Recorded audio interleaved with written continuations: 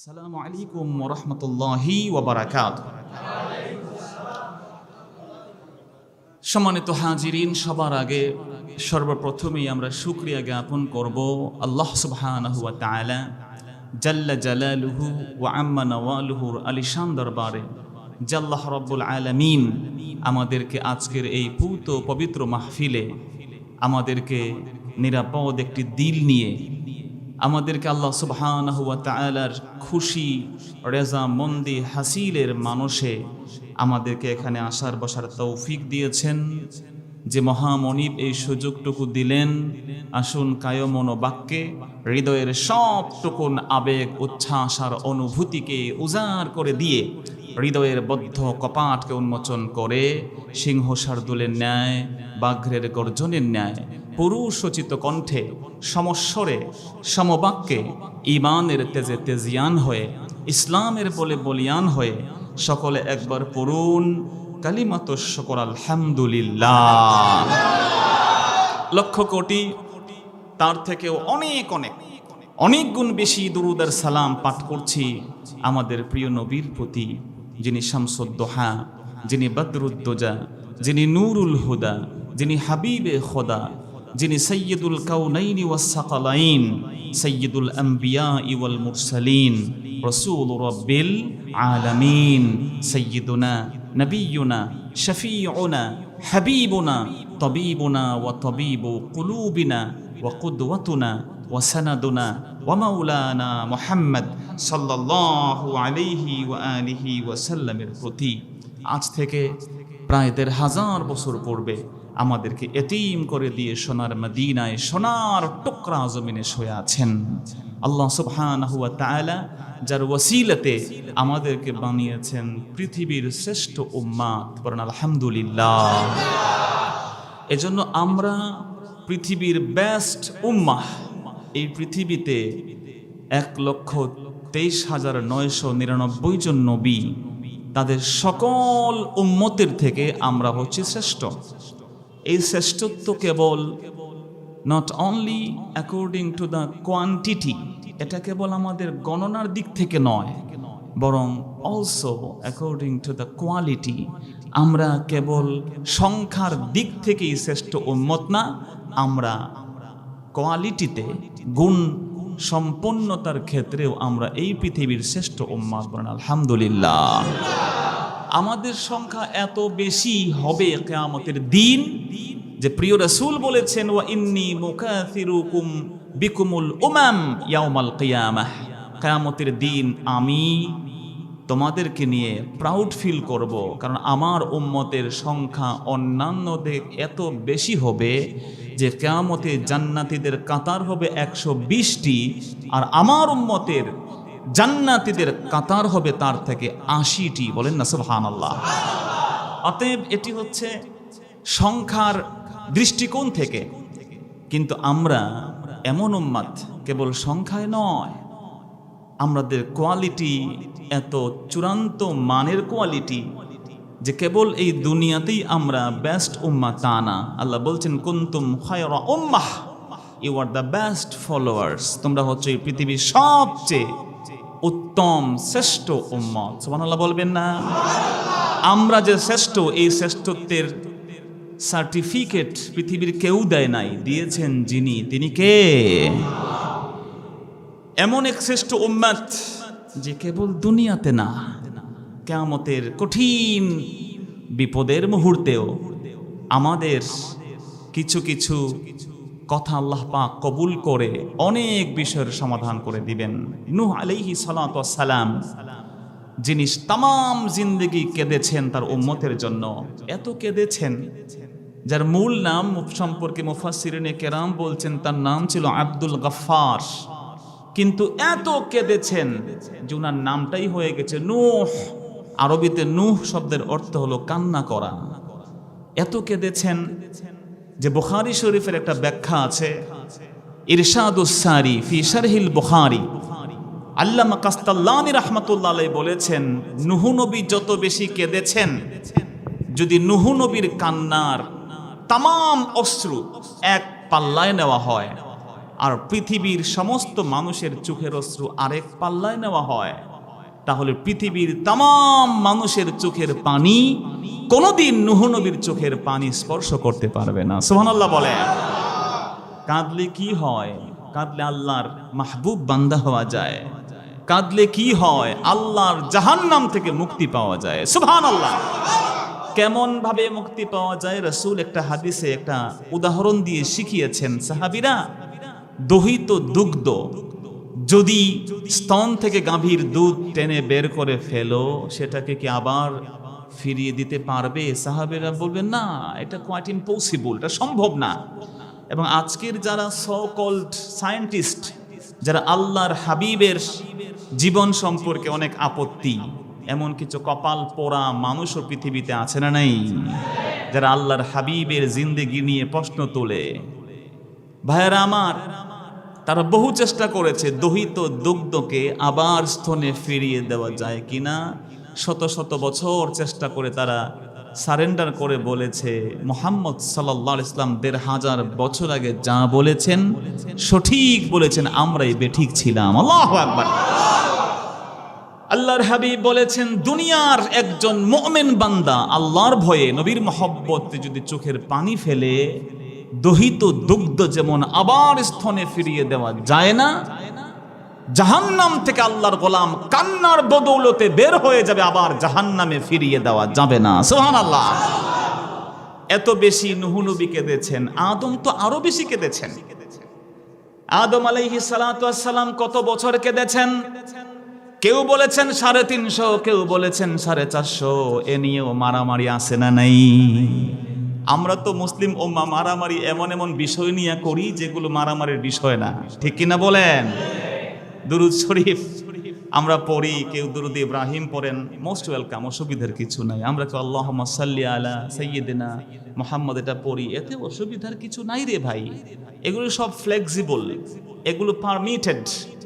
দুরুদের ভাষা এগুলো আপনি যত মধুর ভাষায় আপনি সংযুক্ত করে নবীর শানে বলতে পারেন, অসুবিধার কিছু নাই। দুরুদ ইব্রাহিম যেটি আমরা বলি, ওইটা কেবল আল্লাহর নবী নামাজে পড়েছেন শেষ বৈঠকে। শেষ বৈঠক ছাড়া অন্য কোথাও পড়া জায়েজ কিনা এ নিয়েও উলামায়ে কেরামদের একদল বলছেন এটা নামাজের বাহিরে পড়ার প্রয়োজন নেই, কারণ এটা কেবল দুরুদ, এর মধ্যে সালাম নাই। আমি আবারও বলছি, বিতর্কে আমি না যাই, কিন্তু আপনি যদি বলেন এটাই পড়তে হবে, অন্যটা পড়া যাবে না, তাহলে এই বিতর্ক কোনোদিন শেষ হবে না। তাহলে আপনি প্রত্যেক হাদিস বলার পরে যখনই বলবেন ক্বালান নবিয়্যু, তারপরে আপনি সাল্লাল্লাহু আলাইহি ওয়াসাল্লাম বলতে পারবেন না, কারণ আল্লাহর নবী লা, এই যে সাল্লাল্লাহু আলাইহি ওয়াসাল্লাম, এটি আল্লাহর নবীর শিখিয়ে দেওয়া দুরূদ নয়। তাহলে আপনাকে পড়তে হবে আল্লাহুম্মা সাল্লি আলা মুহাম্মাদ ওয়া আলা আলি মুহাম্মাদ কামা সাল্লাইতা, লম্বা দুরূদ পড়তে হবে, আপনি বিপদে পড়ে যাবেন। অতএব যেই জিনিসটি ফ্লেক্সিবল, এটাকে আপনি খুব বেশি কনজাস্টেড করার সুযোগ ইসলাম দেয়নি। আমরা যে বই পুস্তকগুলো লিখি, এর সূচনাতেই যে অনেক কথাগুলো লিখি, নাহমাদুহু ওয়া নুসাল্লি আলা রাসূলিহিল কারীম, এইভাবে আমরা দুরূদ শরীফগুলো লিখি, এগুলোর একটাও আল্লাহর নবী এই ভাষায় শিক্ষা দেননি। বাট যেহেতু এটা পারমিটেড, আমরা এটা পড়তে পারি, অসুবিধার কিছু নাই। কিন্তু এই দুরূদ শরীফের শব্দ নিয়েও মুসলমানদের মধ্যে মারামারি আছে না নাই?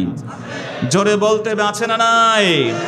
যার দরুন আজকে অমুসলিম শক্তি বুঝতে পেরেছে দে আর ডিভাইডেড।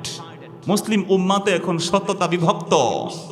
এই মুসলিম উম্মাহ এমনও বিষয়ে বিতর্ক করে যেই বিষয়টা ঈমানের সাথে সাংঘর্ষিক, কথা বলেন ঠিক কিনা? ইখতিলাফ করতে করতে করতে করতে চিন্তা করে যে এই হুজুরে এটা বলছে, আমি পাল্টা একটা বলে দেই, যাই বলবো তার পক্ষেও তো আরেক দল মাওলানা সাহেবদেরকে পাওয়া যায়, ঠিক কিনা বলেন? ভাইয়েরা আমার, এই জন্য বিনয়ের সাথে বলি, ৪০০ বছর না ৪৫০ না ৩৫০, এটা ভাইটাল কোনো ইস্যুই না। বরং আল্লামা কাস্তাল্লানী বলেছেন ৩৫০ বছর কাদুক না ৪৫০, সেটা মূল বিষয় নয়। মূল বিষয় আদম নবী কত বেশি কেঁদেছেন। সুবহানাল্লাহ বলেন। একজন আল্লাহর বান্দা, কমিশনার বলেন, কাউন্সিলর বলেন, ছিল ১০ বছর, রাস্তাঘাট কিছুই করে নাই।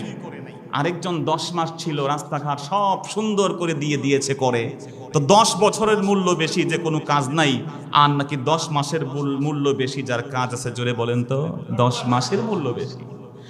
এই জন্য আল্লামা কাস্তাল্লানি বলেন, শোনো দুনিয়ার মানুষ, আল্লাহ নবী আদম কত বেশি কেঁদেছেন যদি বুঝতে চাও তাহলে নূহ নবীর কান্না তোমাদের জানা আছে। পৃথিবীতে যত মানুষ কিয়ামত পর্যন্ত আসবে, তাম পৃথিবীর মানুষের চোখের অশ্রুকে এক পাল্লায় নাও, তার সাথে নূহ নবীর চোখের পানিকে এক করে দাও, খোদার কসম এত দুভয় মিলে আদম নবীর চোখের পানির সমান হবে না। আমরা আল্লাহর ভয়ে কয়দিন কেঁদেছি, কবরের ভয়ে কয়দিন চোখের পানি ফেলেছি, কয়দিন আমরা আল্লাহর সামনে দাঁড়ানোর ভয় করেছি, এই প্রশ্ন আমাদের আনা দরকার আছে না নাই? আমরা কিয়ামতের দিন এক মহামনিবের সামনে দাঁড়াতেই হবে। তখন আমার পলিটিক্যাল কোনো আইডেন্টিটি কাজে আসবে না। সেদিন আমি এই পৃথিবীর সরকারের কোন পলিসি মেক করেছি তা কোনো কাজে আসবে না। সেদিন কাজে আসবে না আমার কোনো ধরনের সরকারি কর্মকর্তার কোনো একটি কার্ড, পুলিশের কোনো আইডেন্টিটি কার্ড কাজে আসবে না। সেদিন পরিচয় হবে একটা, তা হলো মুসলমান। ঠিক কিনা জোরে বলে? এজন্য আল্লাহ বলছেন, ওয়ালা তামুতুন্না ইল্লা ওয়া আনতুম মুসলিমুন, খবরদার মুসলমান না হয়ে কবরে যেও না, মারা যেও না। আর মুসলমান বলতে কি আমরা বলি মুসলমান মানে শান্তি, ইসলাম মানে কেবল শান্তি জানি। মুসলমান মানে যিনি শান্তি প্রিয়। আলহামদুলিল্লাহ, ইট ইজ ট্রু, আমি জানি, কিন্তু এটি খণ্ডিত অংশ।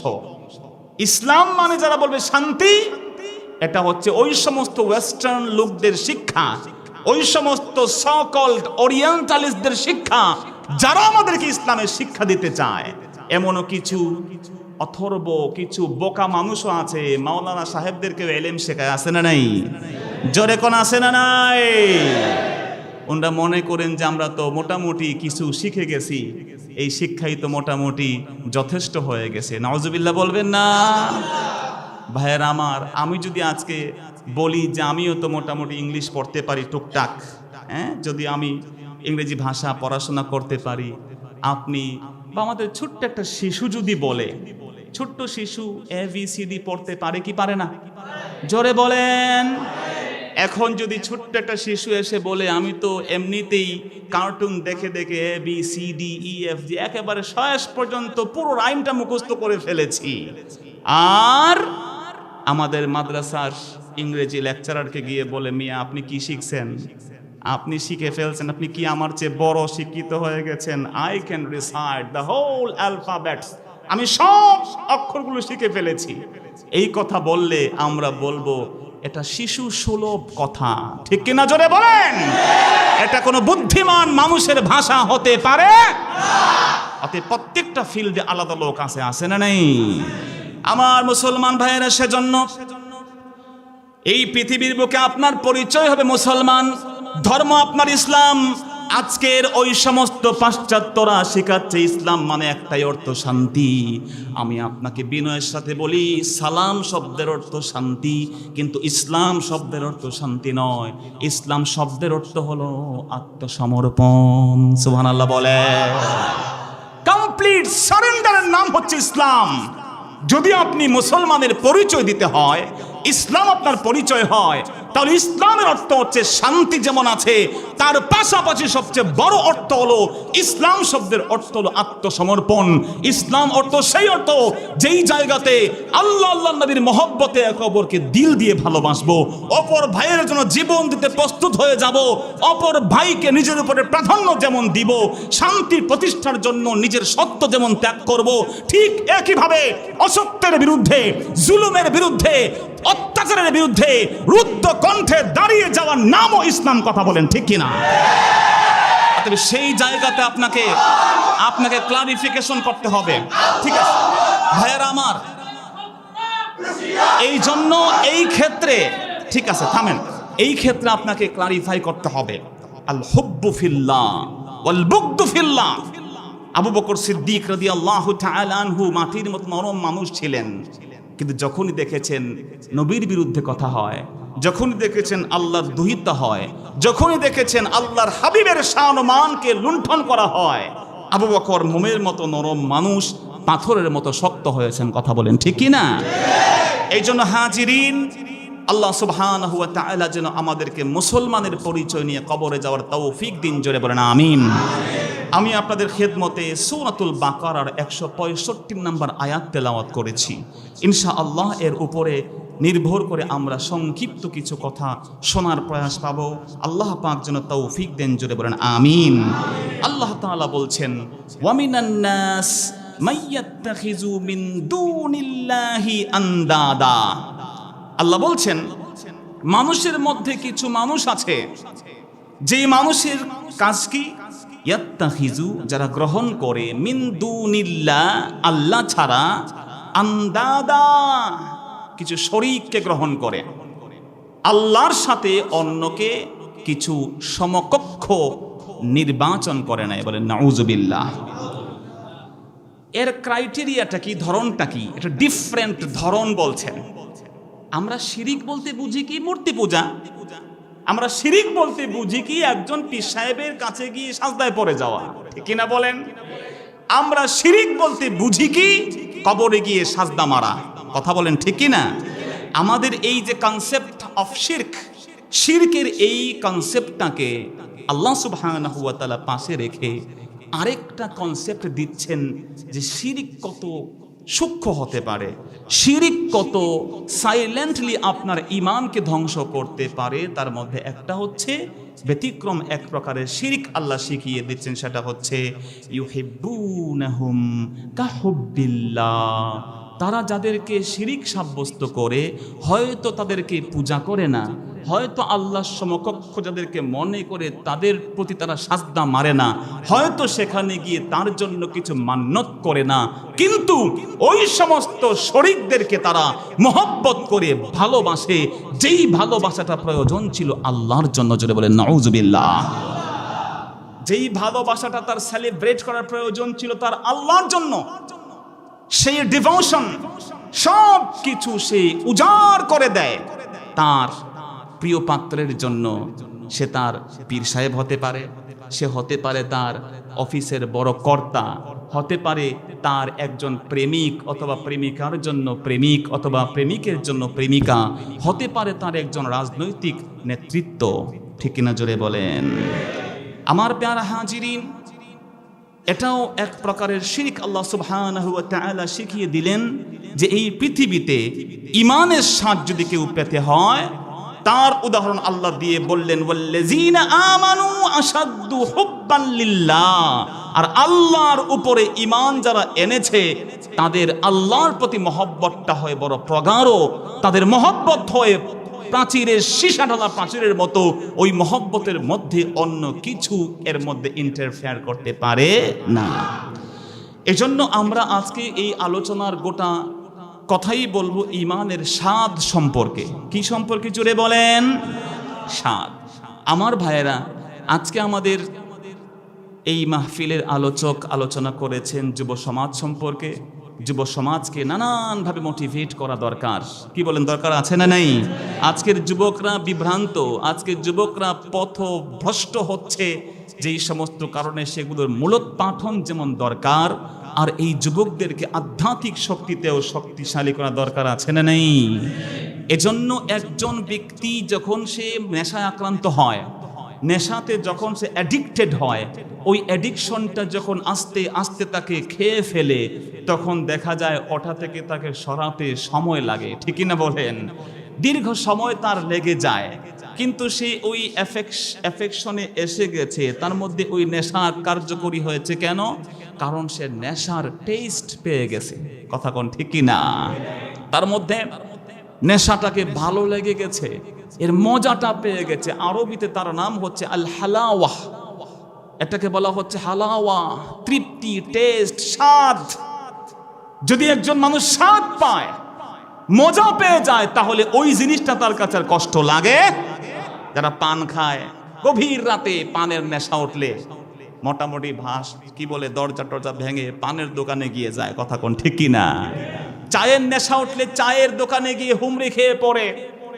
নেশা দ্রব্যের নেশা হলে সে সব কিছু ছেড়ে ছুড়ে দিয়ে, সংসার ধর্ম সব ছেড়ে দিয়ে আলটিমেটলি সে গিয়ে ওই নেশা দ্রব্যের কাছে গিয়ে পৌঁছায়।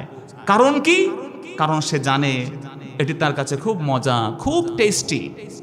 এজন্য একজন ব্যক্তির হৃদয়ে যদি ইমানের স্বাদ, টেস্ট অফ বিলিফ, বিশ্বাসের স্বাদ সে পেয়ে যায়, তাহলে আল্লাহর ওই গোলামের কাছে নামাজ কষ্ট লাগে না, আল্লাহর ওই গোলামের কাছে তাহাজ্জুদে উঠতে কষ্ট লাগে না, আল্লাহর ওই গোলামের জন্য আল্লাহর জিকির করতে কষ্ট হয় না, আল্লাহর ওই গোলামের জন্য আল্লাহর পথে জীবনটাকে বিলিয়ে দিতে কষ্ট হয় না। কথা বলেন ঠিক কি না?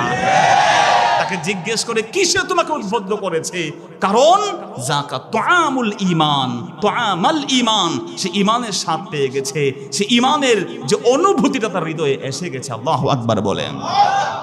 এজন্য আল্লাহর হাবিব তিনি বলেছেন ঈমানের স্বাদ, if you want the taste of belief, বিশ্বাসের যে স্বাদ পেতে চাও তাহলে তিনটি কাজ তোমাকে করতে হবে। জোরে বলেন কয়টা কাজ? আরো জোরে কয়টা? রাসূলুল্লাহ সাল্লাল্লাহু আলাইহি ওয়াসাল্লাম বলেছেন, সালাসুম মান কুন্না ফীহি ওয়াজাদা বিহিন্না হালাওয়াতাল ঈমান।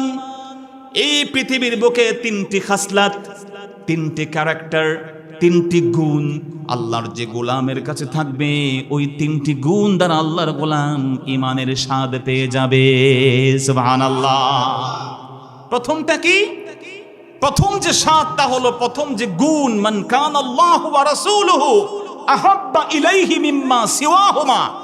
প্রথম যে গুণ তা হলো পৃথিবীর তাম শক্তি থেকে, তাম তার রিলেশন থেকে, পৃথিবীর সব কিছু থেকে আল্লাহ এবং তার রাসূল তার কাছে বেশি প্রিয় হবেন। সুবহানাল্লাহ বলেন।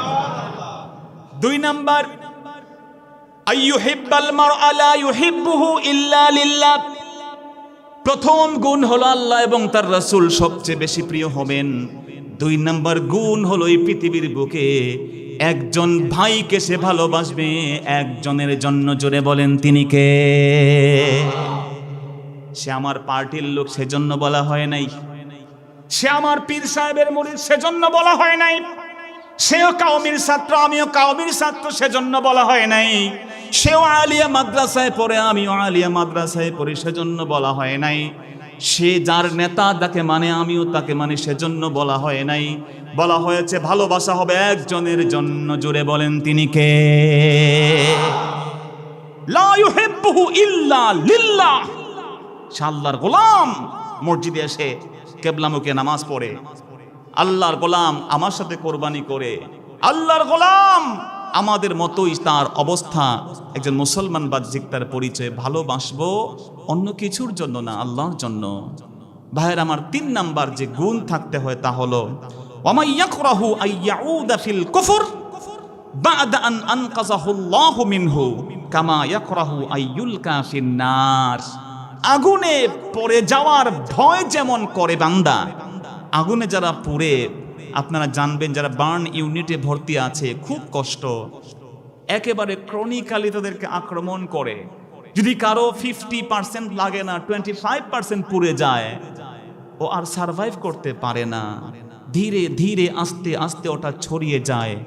এত মর্মন্তুদ শাস্তি পেয়ে এই দুনিয়া থেকে সে বিদায় নেয়। আমার রাসূল বলছেন আগুনে পুড়ে মরার যে ভয়, ঠিক তার চেয়ে বেশি ভয় পায় ইমানদার হওয়ার পরে কুফুরের দিকে চলে যাওয়ার। আল্লাহু আকবার বলেন।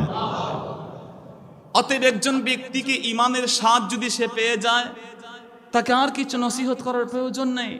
ইমানের স্বাদ যখন পেয়ে যাবে, তাকে মসজিদে আসার জন্য বেদ দিয়ে পিটানোর প্রয়োজন নেই। ইমানের স্বাদ যখন এসে যাবে, আল্লাহর ওই গোলাম কারো ক্ষতি করবে এই চিন্তাও করা যাবে না। ইমানের স্বাদ যখন চলে আসবে, ওই আল্লাহর গোলামকে আমার আল্লাহ নিজে প্রোটেকশন করবেন। বলেন সুবহানাল্লাহ। এই জন্য হাজিরিন, এই পৃথিবীতে আমরা ভালোবাসবো, ভালোবাসার প্রধান যে প্রায়োরিটি তা আমরা আজকে করে নিয়েছি আমাদের কেউ, যাদের গার্লফ্রেন্ড আছে, যাদের বান্ধবী আছে বান্ধবীকে, যাদের ছেলে বন্ধু আছে মেয়েদেরকে বলছি ছেলে বন্ধুকে। ভালোবাসার মেরুকরণ করে নিয়েছে আমার পলিটিক্যাল লিডারকে। ভালোবাসার একমাত্র নীতি নির্ধারণ করে দিয়েছে আমার একজন মুরব্বীকে। আমার ইসলামী একটা দলের সর্বোচ্চ নেতার জন্য জীবন দেওয়ার চিন্তা করেছি, কিন্তু আমার আল্লাহ বলেছেন, রাসূল বলেছেন, এই পৃথিবীতে ঈমানের স্বাদ পেতে হলে আল্লাহ এবং রাসূলকে দুনিয়ার সব কিছুর থেকে বেশি ভালোবাসতে হবে। এই ভালোবাসার দুইটা পর্যায়, একটা হচ্ছে প্রাধান্য দেওয়ার ক্ষেত্রে, দ্বিতীয়টা ভালোবাসার প্রকৃতি নির্ধারণে। প্রথম হচ্ছে প্রাধান্য, প্রায়োরিটি। যখনই আমার সামনে আল্লাহর বিধান একদিকে আর তাগুতের বিধান একদিকে, যখন আমার সামনে আল্লাহ রাসূলের বিধান একদিকে আর পৃথিবীর মানুষের লাঞ্ছনার একদিকে, যখনই আমার সামনে আল্লাহর হাবিবের শরীয়তের হুকুম একটা আর এই পৃথিবীর মানুষের লাঞ্ছনার হুকুম আরেকটা, সব ছেড়ে দিয়ে আল্লাহ এবং তার রাসূলের হুকুমকে প্রাধান্য দেওয়ার নাম হচ্ছে ভালোবাসা। বলেন সুবহানাল্লাহ। কিন্তু মুখে বললাম আশিকে রাসূল, মুখে বললাম আমি আল্লাহ রাসূলকে ভালোবাসি, মুখে বললাম আল্লাহকে ভালোবাসি, আল্লাহ বড় প্রিয়, কিন্তু যখনই আমি আল্লাহর বিধানের সাথে কম্পেয়ার করি, দুনিয়ার মানুষের কারণে আল্লাহর বিধানকে ছুঁড়ে ফেলে দিয়েছি না। আমি দাড়ি রাখবো, নবীর সুন্নাত, ঠিক কিনা জোরে বলেন। কিন্তু আমি যুবক, দাড়ি রাখলে আমাকে সবাই চাচা বলবে, দাড়ি রাখলে আমার ঘরের বিবি আমাকে বলবে কি ব্যাপার তুমি দেখি এদিকে চলে গেলা, দাড়ি রাখলে আমার বন্ধুরা বলবে কি ও হুজুর হয়ে গেছো, আমি দাড়ি টুপি পরলে তো বলবে সর্বনাশ তুমি তো মোল্লা হয়ে গেছো, আস্তে আস্তে মৌলবাদী বলে গালি দিবে, তারপরে ধর্মান্ধ বলে অপবাদ দিবে। কথা বলেন ঠিক কিনা? অতএব এই কাজগুলো করে করে দুনিয়ার তামাম অপমান, লজ্জা অথবা দুনিয়ার তাগুতের দৃষ্টিভঙ্গি একদিকে, আরেকদিকে আল্লাহর হাবিব বলছেন আমার মুখে দাড়ি, তুমিও দাড়ি রাখো, দাড়ি কেটো না, দাড়ি কেটো না, দাড়ি রাখার সুন্নত নিয়ে কবরে আসো। রাসূলের হাদিসকে গবেষণা করে ওলামায়ে কেরাম বলছেন এগুলো সব ছেড়ে দিলে নবীর সুরাতে সিরাতে সাদৃশ্যের কারণেও আল্লাহ তাকে জান্নাত দিতে পারেন। সুবহানাল্লাহ বলেন। আমার প্যারা হাজিরিন, অতএব এই ক্ষেত্রে আপনি কোনটাকে ফলো করছেন, you have to make your decision. আপনাকে ডিসিশনটা ফাইনাল করতে হবে। দুনিয়ার মানুষ আমাকে লাঞ্ছনাদি করবে, কি করলে সরকারি চাকরি করেছো সারা জীবন, একটা বিল্ডিং করতে পারো নাই, ফ্ল্যাট কিনতে পারো নাই, দুনিয়ার মানুষের চোখে আমি বোকা হব, আমি অথর্ব হব, কিন্তু আমাকে ঘুষের অফার আছে, উৎকোচের অফার আছে, বিভিন্ন দুর্নীতির অফার আছে, কিন্তু আল্লাহ রাসূল বলেছেন আর রাশি ওয়াল মুরতাশি কিলাহুমা ফিন্নার, ঘুষ যে দিবে যে নিবে উভয়ে জাহান্নামে। এই জায়গাতে আমি প্রায়োরিটি দেব আল্লাহর নবীকে। জোরে বলেন সুবহানাল্লাহ। এই ক্ষেত্রে আমি প্রাধান্য দিব কাকে? এই প্রাধান্যের দৃষ্টিকোণ থেকে ভালোবাসার নির্ধারণ হবে। কিন্তু এই পৃথিবীর মানুষ, আমরা যারা আছি, অনেক ক্ষেত্রেই এটাতে এক প্রকারের শিরিক আমরা বুঝি না। আমাদের ভালোবাসা আমাদের বিবিদের জন্য আছে, আমাদের ভালোবাসা আমাদের কন্যাদের জন্য আছে, আমাদের ভালোবাসা আমাদের মায়েদের জন্য আছে। কথা বলেন আছে না নাই?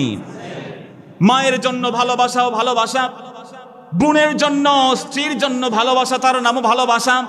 কিন্তু আমার ভাইয়েরা, খোদার কসম করে বলি, প্রত্যেকটা ভালোবাসার মধ্যে একটা পার্থক্য আছে না নেই? প্রত্যেকটা ভালোবাসার মধ্যে has some limitation and restriction, কিছু কিছু সীমাবদ্ধতা আছে। যদি আমরা ভালোবাসার চিন্তা করি যে আমার মায়ের প্রতি যে ভালোবাসা ওটাকে স্ত্রীকে দিয়ে দেব, স্ত্রীর জন্য যেই ভালোবাসা হুবহু ভালোবাসা বোনকে দিব, কি বলেন পৃথিবীতে আর পৃথিবী থাকবে না, কিয়ামত হবে? জোরে বলেন। আছে, এটা আমাকে জানতে হবে। এই একই রকম ভালোবাসা নিষেধ নয়। একজন লিডারের প্রতি আপনার ভালোবাসা নিষেধ নয়, একজন আল্লাহওয়ালা ব্যক্তির প্রতি আপনার ভালোবাসা নিষেধ আমি করছি না। আমার বন্ধু, এই পৃথিবীতে একজন আল্লাহওয়ালার প্রতি যেমন ভালোবাসা, আপনার অফিসের ঊর্ধ্বতন ব্যক্তির জন্য ভালোবাসাও নিষেধ নয়। কিন্তু খোদার কসম, এই ভালোবাসা যেন আল্লাহর চেয়ে বেশি হয়ে না যায়। আল্লাহু আকবার বলে। এমন অসুবিধা আমাদের সমাজে কিন্তু প্রচুর আছে। আমরা আজকে দেখি যে আমরা যারা এই পৃথিবীতে মুসলমান দাবি করলাম, আমি প্রতিদিন 10 বার কোরআন শরীফ পড়ি, আমি 100 বার কোরআন শরীফ খতম করেছি, আমি হজে গিয়েছি 33 বার, আমি ওমরা করেছি 34 বার, এগুলো মুখে বললাম, কিন্তু আমার সামনে আমার আল্লাহকে নিয়ে কটাক্ষ করা হয়, আল্লাহর হাবিবের শান ও মানকে তুচ্ছ তাচ্ছিল্য করা হয়। আমার হৃদয়ে ব্যথা লাগে না, আমার হৃদয়ে রক্তক্ষরণ হয় না। আর আমার একজন মুরব্বীকে কথা বললে আমার গায়ে আগুন জ্বলে, আমার পলিটিক্যাল লিডারকে গালি দিলে আমি উন্মাদ হয়ে অন্যকে মারতে যাই। এমনটা যদি হয়, বুঝতে হবে আল্লাহ আল্লাহর নবীর মহব্বতের চেয়ে তাদের প্রতি মহব্বত আমার বেশি হয়ে গেছে। কথা কোন ঠিক কিনা?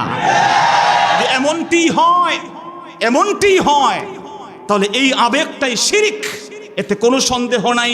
পৃথিবীর কোনো আলেমকে আপনি এখানে এনে তার সাথে আপনি দ্বন্দ্ব করতে পারবেন না। সবাই এই কথাই বলবে, এই পৃথিবীতে আপনার মহব্বত হতে হবে আল্লাহর জন্য, আর সবচেয়ে বেশি রসুলের জন্য সবচেয়ে বেশি।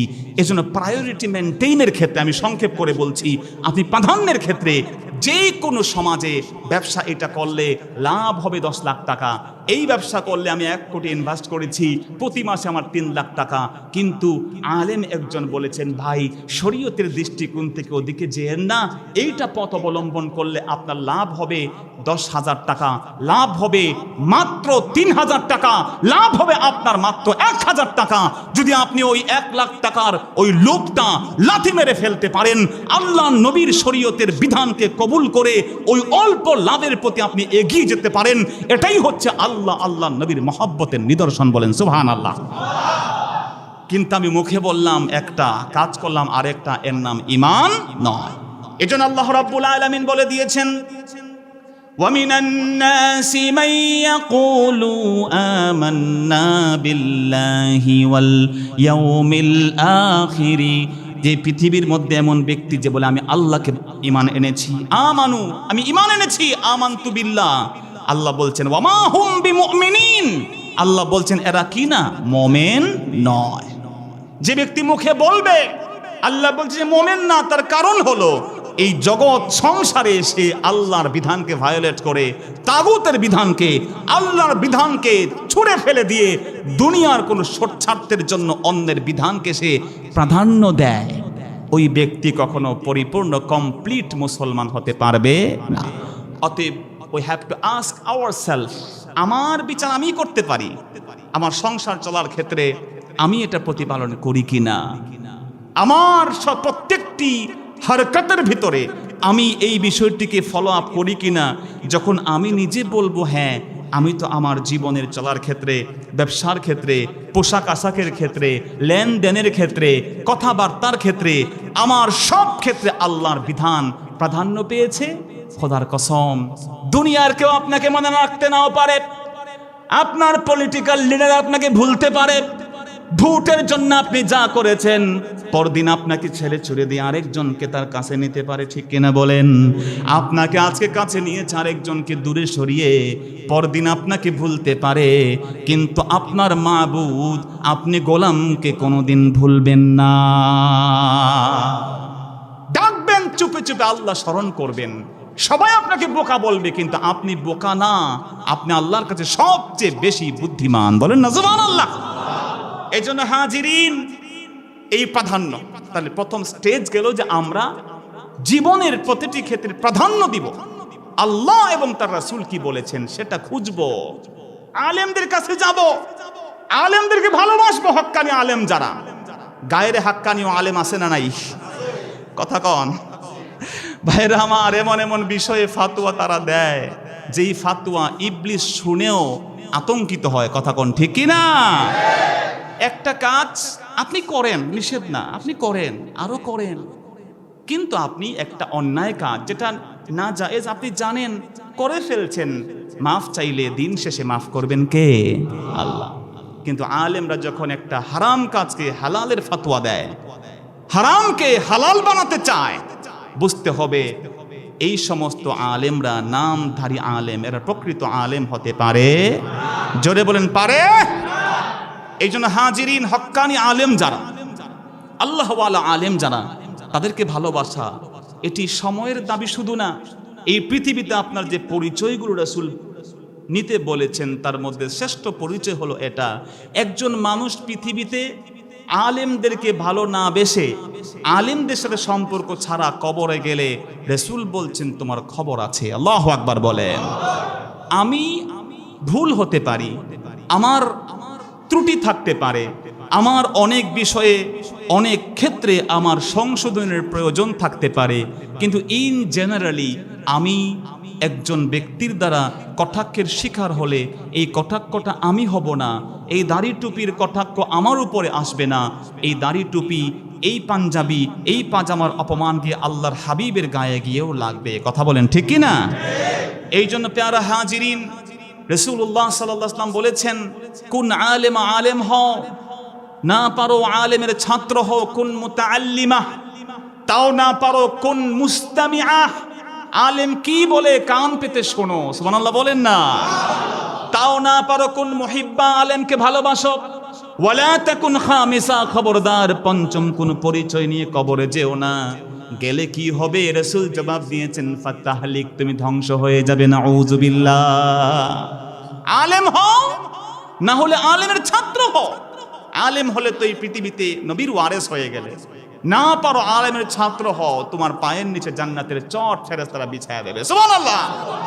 না পারো, সময় নাই, আলেম হব না, আলেমের ছাত্র হব না। আর খালি আলিফ বা তাসা পড়লেও আলেম হওয়া যায় না। কথা বলেন ঠিক কি না? কেবল A B C D E F G পড়লে যেমন ইংরেজি ভাষায় ব্যারিস্টার হওয়া যায় না, ঠিক একইভাবে কেবল আলিফ বা তাসা পড়লে আলেমদের সাথে টক্কর দেওয়াও যায় না। কথা বলেন ঠিক কি না? অতএব এই সমস্ত বোকামি ছাড়েন। তর্ক করতে হলে সিস্টেম মতো করেন। এটা আদালতের তর্ক না, এটা আপনার ওই জায়গাতে গিয়ে থাপ্পড় দিলেন আর অবজেকশন ইওর অনার বলে সত্যকে মিথ্যা, মিথ্যাকে সত্য করলেন। এটা আল্লাহর আদালতে সব কিছু রেকর্ড হচ্ছে। কথা কোন ঠিক কিনা?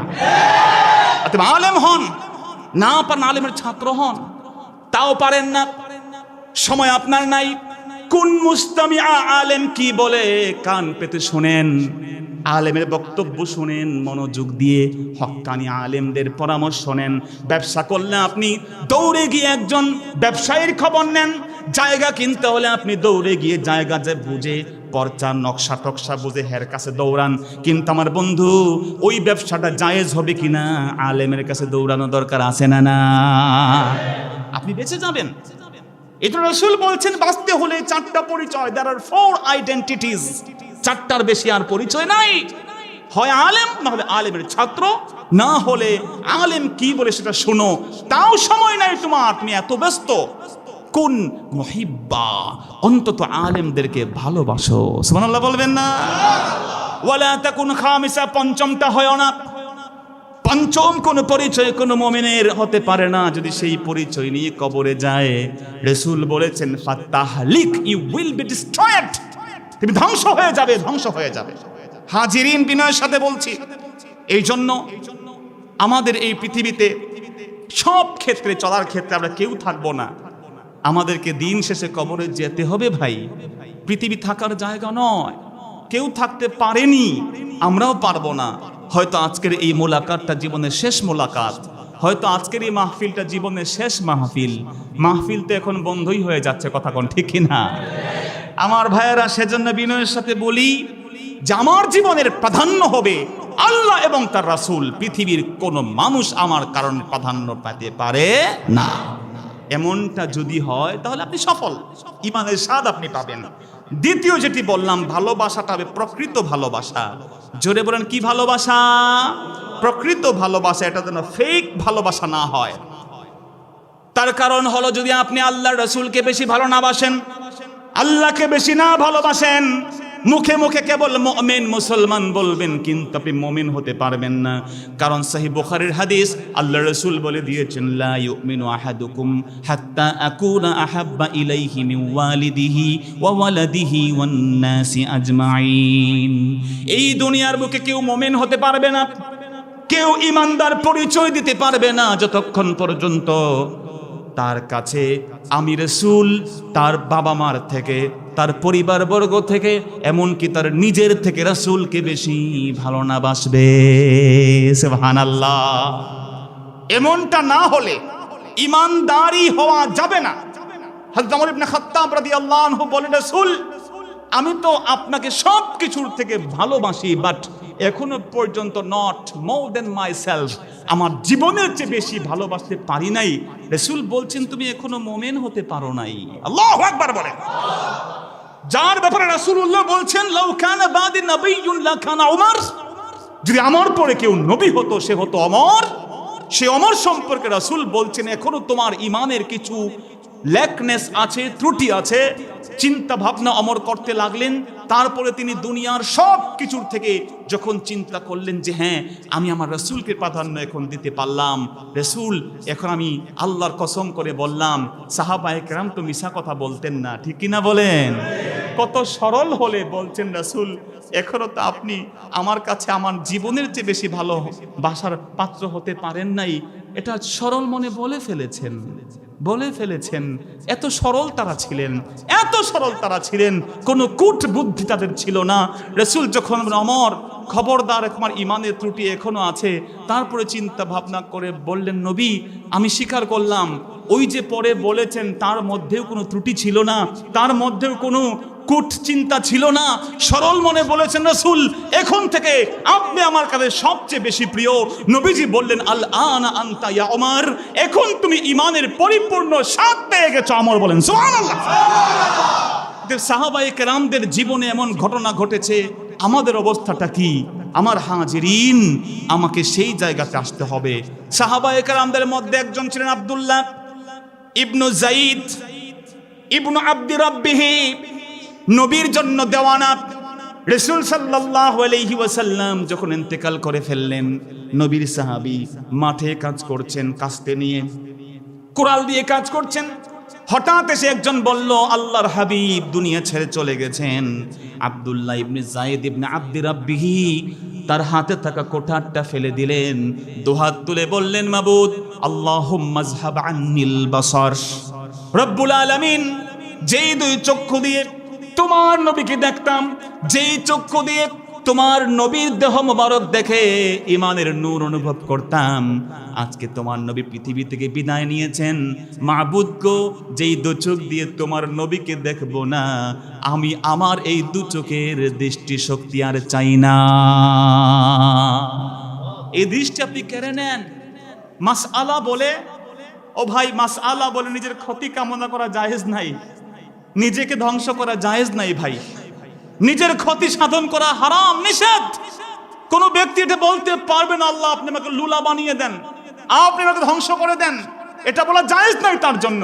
কিন্তু আল্লাহর হাবিবের মহব্বতের আশিক জন হাত নামাতে পারেন নাই, জলজ্জান্ত যুবকের দু চোখের জ্যোতি আল্লাহ কেড়ে নিলেন। বলেন সুবহানাল্লাহ। এটা হচ্ছে দ্য রিয়েল লাভ, প্রকৃত ভালোবাসা।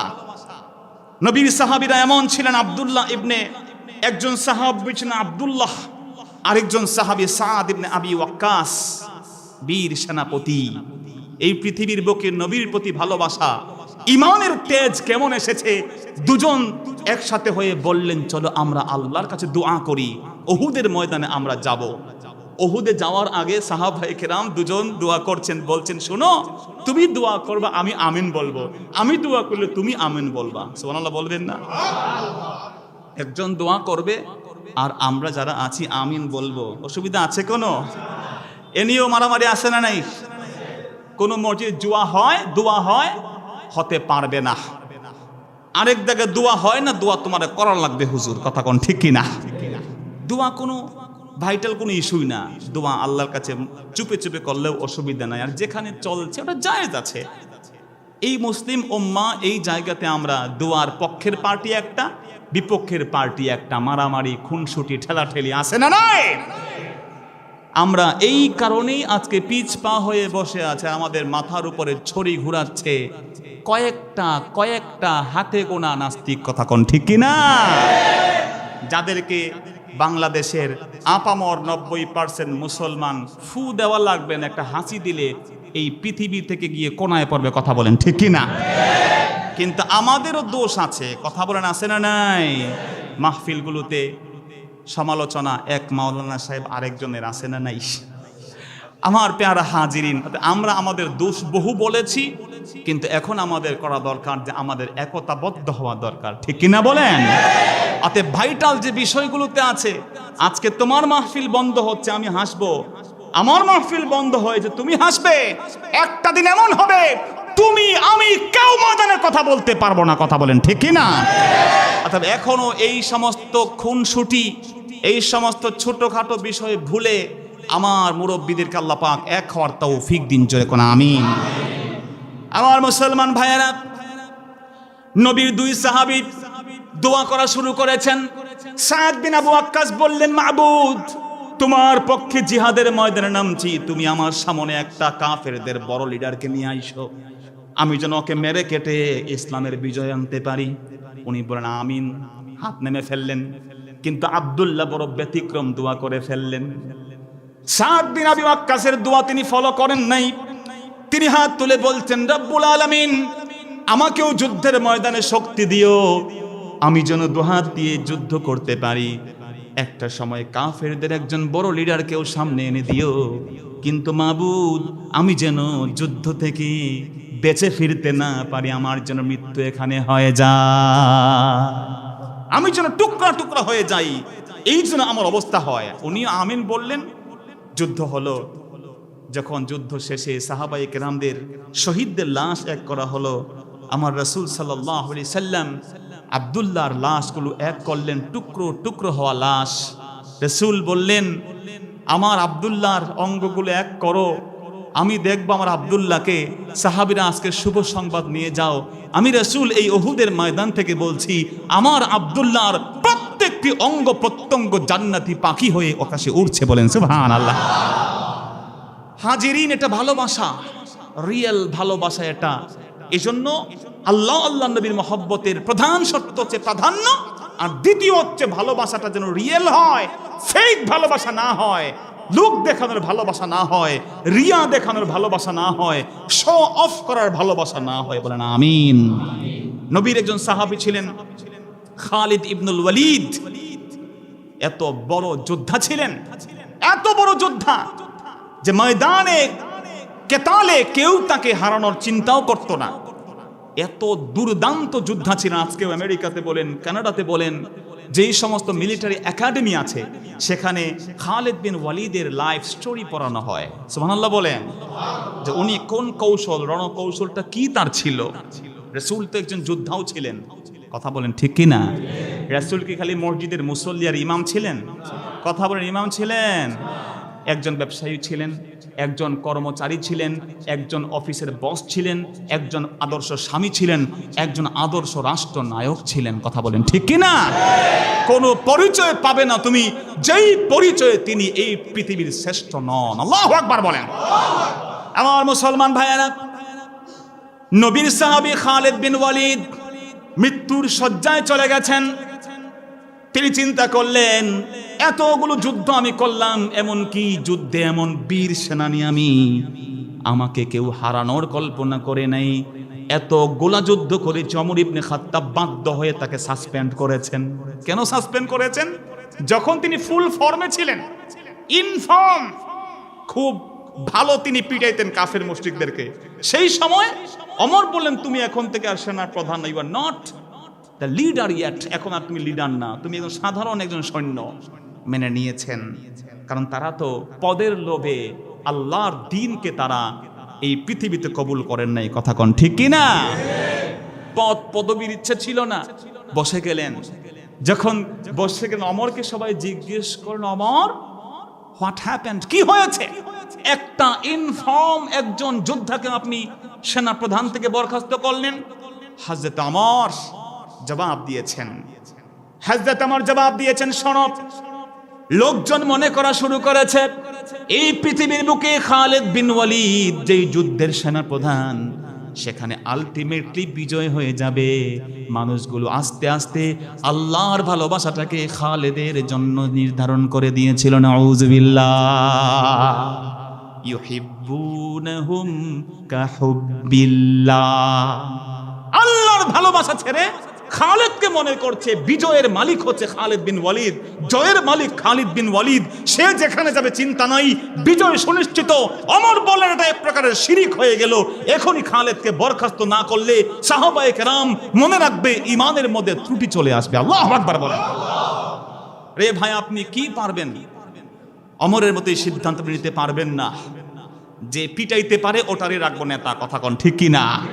যে বিরোধী পার্টির পিটাইয়া দেশ ছাড়া করতে পারে, যে বেশি সন্ত্রাসী করতে পারে, যে উল্টাপাল্টা করতে পারে, দমন নীতিতে করতে পারে, ওরেই আমি বেশি বেশি পুষবো, এটাই আমার অ্যাজ এ হিউম্যান বিং, এটাই আমার চিন্তা, কথা কন ঠিক কি না? কিন্তু আমার বলে না না না, বিজয় দেওয়ার মালিক একজন, জোরে বলেন তিনি কে? আরো জোরে বলেন তিনি কে? খালিদ বিন ওয়ালিদ মৃত্যুর শয্যায় সাকরাতুল মাউতের সময় তার স্ত্রীকে বললেন, স্ত্রী রে, এতগুলো জিহাদের ময়দানে আমি ফাইট করেছি কিন্তু শাহাদাতের মর্যাদা পাই নাই, তার কারণটা কি? বিবি তুমি কি বলতে পারো? মহিলারাও এলেম তালাশ করতেন, তার বিবি অত্যন্ত শিক্ষিত একজন এডুকেটেড মহিলা ছিলেন। তিনি বললেন যে স্বামী, তোমার রাসূল তোমাকে একটা উপাধি দিয়েছেন, সেই উপাধিটা কি? সাইফুল্লাহ। জোরে বলেন কি? স্ত্রী বললেন, খালিদ বিন ওয়ালিদ, আপনার আমি দেহটা সার্চ করেছি, গোটা দেহে আমি সার্চ করে দেখেছি, আমি প্রাণের স্বামী, আপনার দেহ সম্পর্কে স্ত্রীর ধারণা খুব ভালো থাকবে। আমি তাকিয়ে দেখেছি দেহের ভিতরে একটা ইঞ্চি জমি নাই যেই দেহের অঙ্গের মধ্যে কাফেরদের আঘাতের চিহ্ন নাই। আল্লাহু আকবার বলে। এত আঘাত আপনি সহ্য করেছেন, মৃত্যুবরণ বা শাহাদাত আপনি পান নাই। আমার যে ধারণা তা হলো, আল্লাহ নবী আপনাকে টাইটেল দিয়েছেন দ্য সোর্ড অফ লর্ড, আল্লাহর তরবারি, ওয়া আইয়ু সাইফিন ইয়াগলিবু সাইফ আল্লাহ। এই পৃথিবীতে আল্লাহর তরবারির উপরে কোন তরবারি বিজয়ী হতে পারে? আল্লাহু আকবার বলেন। নবীর কথার উপরে ঈমান কি ছিল? আর আমরাও নবীর কথা শুনি যে দান করলে বালা মুসিবত করে কমে যায়, কিন্তু মসজিদে দান বাক্স আনতে দিতে চাই না, আসি না নাই?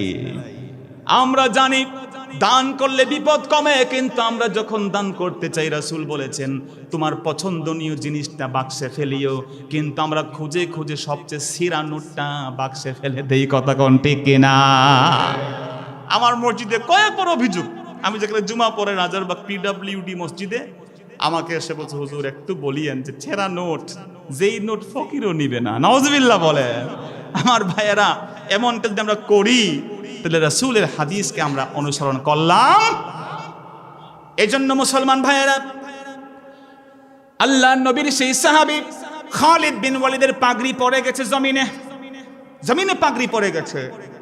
হঠাৎ করে তিনি, প্রবল যুদ্ধ, প্রচন্ড বিগ্রহ চলছে যুদ্ধের ময়দানে, খালিদ মাথা নিচু করে পাগড়ি উঠে ফেললেন। আল্লাহু আকবার বলেন। এটা নিয়ম না, এটা নিয়মের একটা ব্যতিক্রম কাজ তিনি করেছেন। যদি আপনি হজ করতে যান, আপনার কোনো মোবাইল ফোন, দামি কিছু বস্তু নিচে পড়ে গেলে আপনি উবু হয়ে ওটাকে উঠানো জায়েজ নাই। কেন জায়েজ নাই? কারণ পিছন থেকে ধাক্কা এমন আসবে, তাওয়াফরত অবস্থায় মানুষ যারা আছে আপনাকে পায়ের নিচে পিষ্ট করে মেরেও ফেলতে পারে, ঠিক কিনা বলেন? সো এটা নিয়ম। যুদ্ধের কিছু পড়াশোনা আছে, এই পড়াশোনার মধ্যে এটা যে কোনো জিনিস পড়ে গেলে যদি একান্ত প্রোটেকশনের জন্য না হয়, সেটা তুলতে যেও না। কিন্তু খালিদ বিন ওয়ালিদ এই কাজ করেছেন, অন্যান্য সাহাবীরা দেখে ফেলেছেন। তারা বলেন, খালিদ কি করলা তুমি এত বড় যোদ্ধা, জীবনের সব অর্জন তো আজকে চলে যেতে লেগেছিল, তুমি আজকে মাথা নিচু করে সেই পাগড়ি তুলতে গেছো, যদি ওই সময় তোমার উপরে আঘাত এসে যেত। আমার মুসলমান ভাইয়েরা, খালিদ বিন ওয়ালিদ কি জবাব দিয়েছেন? ইতিহাসে তা লেখা আছে। খালিদ বিন ওয়ালিদ জবাব দিয়েছেন রাদিয়াল্লাহু তাআলা আনহু, বলেছেন, শোনো রে দুনিয়ার মানুষ, আমার মাথায় যে পাগড়ি ছিল অতি সাধারণ পাগড়ি, এই পাগড়ি পরে গেলে আমার কোনো সমস্যা ছিল না। কিন্তু শুনে রাখবে, ওই পাগড়ির ভিতরে আমি যখন যুদ্ধ করতে যেতাম, আমার নূর নবীজি সাল্লাল্লাহু আলাইহি ওয়াসাল্লামের একটি নুরানি চুল মোবারক আমি আমার পাগড়ির ফাঁকে ঢুকাই রেখে দিয়েছিলাম। আমার মনে হলো আমি খালিদ তো মরেই যাব, আমি খালিদ আর কয়দিন বাঁচব? এই পাগড়িটা আঘাত লেগে নিচে পড়ে গেছে, যদি খালিদের জীবনটা চলে যায়, ঘোড়ার পায়ের আঘাত খালিদের মস্তককে বিদীর্ণ করে দেয়, আমার নবীর চুলকে যেন স্পর্শ করতে না পারে। ভাইয়েরা, এমন অনেক উদাহরণ আছে। তো এই প্রত্যেকটা এক্সাম্পলে একজন পার্সন নিজেকে ধ্বংসের দিকে নিয়ে যাচ্ছে, নিজেকে সে হালাক করে দিচ্ছে, ইন জেনারেলি এগুলো জায়েজ নাই, কিন্তু এই ভালোবাসা, এই মহব্বত, এই রিয়েল লাভের কারণে, আল্লাহ এবং তার রাসূলকে প্রকৃত ভালোবাসার কারণে এই কাজটা তারা করতে উদ্বুদ্ধ হয়েছেন। কথা বলেন ঠিক কিনা? এজন্য হাজিরিন, ভালোবাসতে হবে সবচেয়ে বেশি আল্লাহ এবং তার রাসূলকে। আল্লাহ পাক তৌফিক দিন, জোরে কোন আমিন। সেই ভালোবাসলে কি হবে? রাসূলুল্লাহর কাছে এক সাহাবী এসে বললেন, মাতাসসা, কখন কিয়ামত হবে? আমার রাসূল বললেন, কিয়ামত কবে হবে সেটা পরে শুনবে, আগে বলো কিয়ামতের জন্য তোমার প্রিপারেশন কি? সাহাবী বললেন, রাসূল কোনো প্রিপারেশন তো চোখে দেখি না, তবে একটা কাজ, সেটা হলো ইন্নী উহিব্বুল্লাহ ওয়া রাসূলাহ। এই পৃথিবীর বুকে আমি একজন আল্লাহর গোলাম, আপনি নবীর উম্মত। এই পৃথিবীতে অন্য কোনো আমল বেশি করি নাই, কিন্তু আমি আপনাকে জানিয়ে দিতে চাই, আমি আমার জীবনের চেয়ে আল্লাহ এবং আপনি আল্লাহর হাবিবকে বেশি ভালোবেসে ফেলেছি। রাসূলুল্লাহ বললেন, সাহাবীরে, কিয়ামত কবে হবে আর টেনশন করিস না, ইন্নাকা মা মান আহবাবতা, তুই যাকে ভালোবেসেছিস, ভালোবাসার মানুষের সাথে তোর হাসর হয়ে যাবে। সুবহানাল্লাহ। ভালোবাসার এই প্রায়োরিটি যেমন দেওয়া দরকার, এই ভালোবাসার পরকালীন চিন্তা, পরকালে কি হবে সেই চিন্তাও হৃদয়ে আনা দরকার, আছে না নাই? জোরে বলেন, আছে না নাই? এজন্য আমি আল্লাহকে ভালোবাসলাম, মসজিদকে ভালোবাসলাম, আল্লাহ ওয়ালাদেরকে ভালোবাসলাম। দুনিয়ার মানুষ হয়তো আমাকে বোকা বলবে, কিন্তু আমি বোকা নই। আল্লাহ বলছেন, বাল তুসিরুনাল হায়াতাদ দুনিয়া ওয়াল আখিরাতু খায়রুন ওয়া আবকা। তোমরা বরং প্রায়োরিটি দাও দুনিয়ার জিন্দেগিকে, কিন্তু দুনিয়াকে প্রাধান্য দিও না। দুনিয়ার যেই ব্যক্তি প্রাধান্য দিবে, ওই দুনিয়ার কোন প্রাধান্য দিয়ে পাগল পারা হয়ে দুনিয়া থেকে বেশি কিছু নিতে পারবে না। যা আল্লাহ নির্ধারণ করেছেন সেটাই নিবে। একটা ফোঁটা পানিও অতিরিক্ত একজন আল্লাহর গোলাম নিজে অর্জন করতে পারবে না। এজন্য ভাইয়ারা, আমরা আজীবন এই পৃথিবীতে থাকবো না যদি আমাদের পরিচয় হয় যে আমরা আল্লাহর গোলাম, নবীর উম্মত। ওই পরিচয়টাই সবচেয়ে বড় পরিচয়, ঠিক কিনা? জোরে বলেন। আমার সাথে চাকরি করেছে, সেও সৎভাবে জীবন যাপন করতে পারে। আমি পুলিশ, কিন্তু আমার এই পুলিশের ডিপার্টমেন্টে, আমার ওই থানাতে এমন পুলিশ আছে যাকে সবাই সৎ পুলিশ বলে জানে, আছে না নেই? আছে। আমি যেই অফিসে চাকরি করি, আমার ওই অফিসে এমন অফিসার আছে যেই অফিসারকে সবাই ভয় করে।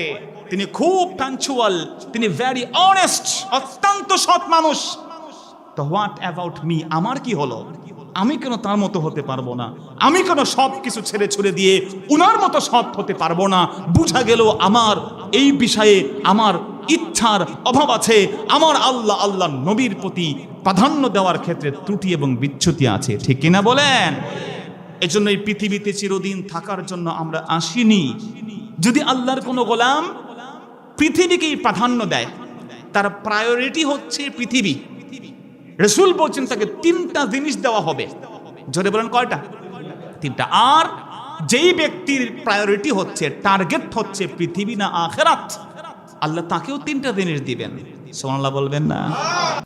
মান কানাতিদ দুনিয়া হাম্মাহু, এই পৃথিবীর বুকে যেই মুসলমান মুমিনের টার্গেটটা হয়ে যাবে কেবল দুনিয়া, আল্লাহ রাব্বুল আলামিন তাকে তিনটি জিনিস দিয়ে পরীক্ষায় ফেলে দিবেন।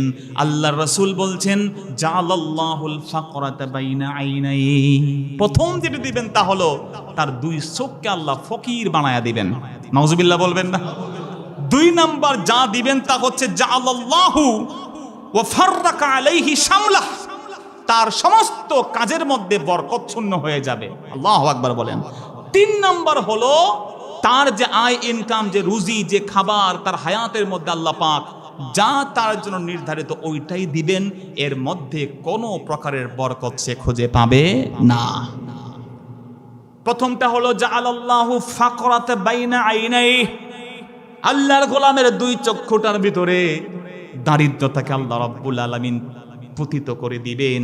ওই ব্যক্তি নিজেকে যথেষ্ট কোনোদিন মনে করবে না। নাউযুবিল্লাহ। এজন্য দেখবেন এই সমাজে অনেক বড় বড় ইন্ডাস্ট্রির মালিক আছে, কোটি কোটি টাকার মালিক, অনেক বাড়ি গাড়ি আছে, 10-12টা ফ্ল্যাটের মালিক, কয়েকটা 5তলা বাড়ির মালিক, কিন্তু তারপরে যখন একজন গরিব মানুষ কৃষক দিনে আনে দিনে খায়, মেয়ের বিয়ে আটকে পড়ে আছে, ছেলেকে ভর্তির ফিস দিতে পারে না, একটা ফাইল জমা হয়ে আছে তার অফিসে, ওই ব্যক্তি ভিক্ষুকের মতো, ফকিরের মতো, মিসকিনের মতো হাত পেতে ঘুষ চায়, কথা কোন ঠিক কিনা? অথচ তার কোনো অভাব নাই, কিন্তু অভাবটা কোথায়? তার দুই চোখে, কথা কোন ঠিক কিনা? মান কানাতিদ দুনিয়া হাম্মাহ, যার উদ্দেশ্য হচ্ছে দুনিয়া, জাআলাল্লাহু আল ফাকরাতা বাইনা আইনাইহি, রাসূল বলছেন তার দুই চোখ হবে ফকির, দুই চোখ হবে ভিক্ষুক, তার চোখ হবে মিসকিন। এই পৃথিবীতে সে নিজেকে কাফি শাফি এনাফ, অনেক সম্পত্তি জমাইছে এটা মনে করবে না। তাই মনে করত।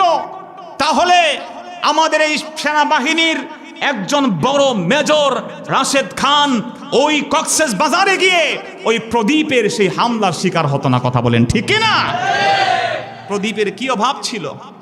কোনো অভাব ছিল না। দেশে বিদেশে সম্পদের পাহাড়, সম্পদের স্তূপ জমা করে রেখেছে, তারপরেও সে 200-250 বেশি ক্রস ফায়ার দিয়ে নির্দোষ অনেক মানুষকে হত্যা করেছে, কথা কোন ঠিক কিনা? ভাইয়েরা আমার, এজন্য আপনি দেখবেন যার দুই চোখের ভিতরে দারিদ্রতা আল্লাহ দিয়ে দেন, কেন? কারণ his final destination is this দুনিয়া, এই দুনিয়া হচ্ছে তার মূল টার্গেট। এমনটি যদি হয় তাহলে এই পৃথিবীতে আল্লাহ পাক তার কখনোই তার চোখের ভিতরে দারিদ্রতাকে দূর করে দিবেন না। 2 নম্বর জাতা হচ্ছে ওয়াফাররাকা আলাইহি শামলাহ, আল্লাহ রাব্বুল আলামিন তার যে কোনো কাজে সে একটা কাজ শুরু করবে বরকত পাবে না, আরেকটা কাজ শুরু করবে বরকত পাবে না, বরকত শূন্যতে এসে যাবে। 3 নম্বর যে কাজ, তা হলো আল্লাহ পাক যে রিজিক দিয়েছেন ওই রিজিকটাই সে পাবে, এর থেকে অতিরিক্ত কোনো বরকত সে অর্জন করতে পারবে না। এজন্য তার অভাব শেষ নাই। তার কাছে মেহমান আসলে তার বিরক্ত লাগে, তার কাছে কোনো ব্যক্তি সাহায্য চাইতে গেলে সাহায্য পায় না, কথা বলেন আছে না নাই? আর এই পৃথিবীতে যার টার্গেট দুনিয়া না বরং হেয়ার আফটার আর পরকাল, রাসূলুল্লাহ সাল্লাল্লাহু আলাইহি সাল্লাম বলেছেন ওয়ামান কানাতিল আখিরাতু হাম্মা, এই পৃথিবীতে যে আল্লাহর গোলামের টার্গেট হচ্ছে পরকাল, তাকে আল্লাহ 3টা জিনিস দিবেন। জাআলাল্লাহু গিনাহু ফি কলবিহি, আমার আল্লাহ তার ওই গোলামকে, তার দিলটাকে ধনী বানায়া দিয়ে দিবে। ধনী হবে তার দিল, দিল যার ধনী ওই ব্যক্তির হৃদয়ে গোটা পৃথিবী জায়গা পায়, ঠিক কিনা জোরে বলে? আল্লাহ রাসূল এক সাহাবীকে উদ্দেশ্য করে একবার বললেন, একটু পরে এই যে দরজা দিয়ে একজন লোক আসবে, সাহাবীরা ওই লোকটা জান্নাতি, সুবহানাল্লাহ বলেন। আবার পরদিন বা কয়েকদিন পরে আবার রাসূল বললেন, সাহাবীরা শোনো, একটু পরে একটা লোক আসবে, যেই লোকটা আসবে মনে করে নিও, জেনে নিও রাসূল আমি শুভ সংবাদ দিলাম, প্রেডিকশন করে দিলাম, এই লোকটা আল্লাহর জান্নাতি, সুবহানাল্লাহ বলেন। সাহাবায়ে কেরাম দেখলেন ওযু করে আসছেন, টপ টপ করে পানি পড়ছে, আল্লাহর এক সাধারণ গোলাম। 3 দিন নবী এই শুভ সংবাদ দিলেন। একজন সাহাবী চিন্তা করে ফেললেন যে রাসূল এইভাবে শুভ সংবাদ দিচ্ছেন, ব্যাপারটা কি, আমাদেরকে খোঁজ নেওয়া দরকার। আল্লাহর গোলাম ওই সাহাবীর মেহমান হলেন যে ভাই আমি আপনার সাথে একটু থাকতে চাই, একটা রাত আপনার সাথে। সাহাবায়ে কেরাম তো মেহমানদারি পছন্দ করতেন, ভালোবাসতেন, যে আলহামদুলিল্লাহ আসেন বসেন, আপনি আজকে আমার সাথে থাকেন। গেলেন, রাতের খাবার খেলেন, এশার নামাজ পড়লেন। নামাজের পরে যখন ঘুমানোর সময় আসলো, তিনি ভাবলেন যে জান্নাতি মানুষটা হয়তো এক্সট্রা নামাজ পড়বেন, তাহাজ্জুদ পড়বেন, কোরআন তেলাওয়াত করবেন, কিচ্ছু না, উনিও ঘুমাতে গেছে, সেও ঘুমাতে গেছে। কিন্তু ওই যে কিউরিওসিটি নেওয়া লোকটা দেখতে যাচ্ছেন যে কি এমন আমলের কারণে রাসূল তাকে জান্নাতের শুভ সংবাদ দিয়েছেন, দেখা দরকার, ঘুমায় না, সারা রাত চোখ পিটপিট করে, আর কাঁথার উপর থেকে একটু সরিয়ে দেখে যে উনি করেটা কি। কিন্তু নির্ঘুম রাতের কোনো ফায়দা হয় নাই। আল্লাহর গোলাম তো ঘুমাইছে, ফজরের আজান হয়েছে, ওনার মতোই নামাজটা পড়লেন, সব ওনার মতো। তিনি একটা দিন যখন পুরো কাটালেন, বিদায় নেওয়ার সময় বললেন, বন্ধু আমি আপনার সাথে পুরো একটা দিন ছিলাম, 5 ওয়াক্ত নামাজ আপনি মসজিদে পড়েছেন, রাতে ঘুমানোর আগে ভাবলাম যে হয়তো রাত জেগে আপনি ইবাদত বন্দেগী করবেন, অতিরিক্ত কিচ্ছু তো আপনি করেন নাই, নাকি আজকে আমার জন্য তাকলিফ হয়েছে, মেহমানদারি করতে গিয়ে অসুবিধা হয়েছে, আপনি যে কোনো অতিরিক্ত আমল করলেন না, কিন্তু নবী আপনাকে শুভ সংবাদ দিয়েছেন জান্নাতের। যেই নবী মিথ্যা বলার সুযোগ নাই, যেই নবীর কথা হচ্ছে শরিয়াত, যেই নবীর সুপারিশ হচ্ছে আল্লাহর এই পৃথিবীতে সবচেয়ে বড় একটা মেহনত, এই পৃথিবীতে ওই নবীর সুপারিশ আপনি পেয়ে জান্নাতি হয়েছেন। কি এমন আমল আমার তো চোখে পড়ল না। আমি যাই, বিদায় নিচ্ছি। বিদায় যখন নিবেন সেই সময় আল্লাহর সে গোলাম দেখে বললেন, শোনো রে বন্ধু, আমার অন্য কোনো আমল নাই, আমি একজন সাধারণ মুসলমান, তবে একটা আমল আমি করি, জানি না হয়তো এ কারণে আমার কথা রাসূল তোমাদেরকে বলেছেন, তা হলো আমি প্রতি রাতে ঘুমানোর সময় আমি এই পৃথিবীর কোনো মানুষের জন্য আমার হৃদয়ে কোনো হিংসা রাখি না। দুনিয়ার উপরে আমি প্রাধান্য দিই আখিরাতকে। দুনিয়ার কোনো মানুষের প্রতি আমার রাগ নাই, গুসা নাই, কোনো মানুষের প্রতি আমার বিদ্বেষ নাই। আল্লাহু আকবার বলেন। উনি বুঝতে পারলেন যে প্রিয় নবী সাল্লাল্লাহু আলাইহি ওয়া আলিহি ওয়াসাল্লাম এই পৃথিবীতে ওই সাহাবীর অন্য কোনো এক্সট্রা আমল ছিল না, তার দিলটা বড় ছিল, দিলের ভিতরে অন্যের প্রতি ভালোবাসা ছিল, তার হৃদয়ের ভিতরে অন্যের প্রতি মহব্বতে ভরপুর ছিল। জোরে বলেন সুবহানাল্লাহ। এটা আপনি কখন পাবেন? যখন দুনিয়ার উপরে আপনি আখিরাতকে প্রাধান্য দিবেন। 2 নাম্বার যে কাজ আল্লাহ দিবেন, রাসূলুল্লাহ সাল্লাল্লাহু আলাইহি ওয়াসাল্লাম বলেছেন, ওয়া জামাআ লাহু শামলাহ, রব্বুল আলামিন তার প্রত্যেকটি কাজের ভিতরে বরকত দিয়ে দিবেন। 3 নাম্বার যে তার ফজিলত আল্লাহ রাব্বুল আলামিন দিবেন, ওয়া আতাতহুদ দুনিয়া ওয়া হিয়া আনহু রাগিমা, আর এই পৃথিবী তার থেকে, এই পৃথিবী থেকে সে মুখ ফিরিয়ে নেবে, কিন্তু পৃথিবীর সব কিছুকে আমার আল্লাহ, আল্লাহর ওই গোলামের কদমে এনে ফেলে দিবে। ভাইয়েরা, সেজন্য আল্লাহ এবং তার রাসূলের মহব্বত এটি প্রথম ইমানের স্বাদ পাওয়ার জন্য মূল কারণ। দ্বিতীয় যে কারণ রাসূল বলেছেন, দ্বিতীয় গুণ, তা হলো আইয়ুহিব্বাল মারআ লা ইউহিব্বুহু ইল্লা লিল্লাহ। অন্য ভাইকে ভালোবাসবে। ভালোবাসার মূল যে স্ট্যান্ডার্ড, ভালোবাসার যে মূল কারণ, তা আবারও বলছি, পৃথিবীর কোনো লোভ লালসা না, পৃথিবীর কোনো পরিচয় না, পৃথিবীর কোনো রাজনৈতিক পরিচয় নয়। পরিচয় হচ্ছে একমাত্র সে আল্লাহর গোলাম, আমিও আল্লাহর গোলাম। আল্লাহর গোলামকে আল্লাহর উদ্দেশ্যে ভালোবাসা। জোরে বলেন সুবহানাল্লাহ। কিন্তু আজকে আমাদের ভালোবাসা ব্যক্তি কেন্দ্রিক, আজকে আমাদের ভালোবাসা তরিকা কেন্দ্রিক, আজকে আমাদের ভালোবাসা পীর সাহেব কেন্দ্রিক, আজকে আমাদের ভালোবাসা ইসলামিক স্কলার কেন্দ্রিক। জোরে বলেন ঠিক কি না? আমি অমুক হুজুরের ভক্ত, আমি অমুক হুজুরের ভক্ত, 2 হুজুরের ভক্ত, 2 হুজুর জানেই না, তাদেরকে নিয়ে মারামারি করতে করতে মাথা ফাটায়। আসে না নাই? জোরে বলেন আসে না নাই? এই জন্য আল্লাহর বান্দারা বিনয়ের সাথে বলছে, আপনার ভালোবাসার টার্গেট হবে আল্লাহ রাব্বুল আলামিন। পৃথিবীর বুকে আল্লাহ রাসূল সাল্লাল্লাহু আলাইহি সাল্লাম বলেছেন, যদি এমনটি হয়ে যায় পৃথিবীর কোনো গোলাম আল্লাহর জন্য, পৃথিবীর মধ্যে আল্লাহর কোনো গোলাম যদি আল্লাহর জন্য ভালোবাসে, রাব্বুল আলামিন তাদেরকে ভালোবাসার আল্লাহর জন্য ওয়াজিব হয়ে যায়। সুবহানাল্লাহ। রাসূল সাল্লাল্লাহু আলাইহি ওয়াসাল্লাম বলেছেন, আল্লাহ সুবহানাহু ওয়া তাআলা বলেছেন, এই পৃথিবীর বুকে ওয়াজাবাত মাহাব্বাতি লিল মুতাহাব্বিনা ফিয়া ওয়াল মুতাজালিসিনা ফিয়া ওয়াল মুতাজাওয়িরিনা ফিয়া ওয়াল মুতাবাজিলিনা ফিয়া। যারা আমার জন্য একে অপরকে দান করে, আমার জন্য একে অপরকে জিয়ারত করে, আমার জন্য একে অপরের পাশে বসে জিকির আজকার করে, আমার জন্য একে অপরকে দিল দিয়ে ভালোবাসে, আমি আল্লাহ তাদেরকে ভালোবাসা আমার উপরে আবশ্যক হয়ে যায়। সুবহানাল্লাহ বলেন। শুধুমাত্র তাই না, রাসূলুল্লাহ সাল্লাল্লাহু আলাইহি ওয়াসাল্লাম বলেছেন, কিয়ামতের দিন রব্বুল আলামিন ডাক দিবেন, আইনাল মুতাহাব্বিনা ফিয়া, কারা আছো যারা আমার উদ্দেশ্যে এক পৃথিবীর মধ্যে ছিলে, এই পৃথিবীতে আমার জন্যই ভালোবেসেছো, আমি আল্লাহ আজকে আইনাল মুতাহাব্বুনা ফিয়া, আমার জন্য ভালোবেসেছো, আমি আল্লাহ আজকে আমার আরশে আজিমের ছায়ার নিচে তোমাদেরকে স্থান দিয়ে দিব।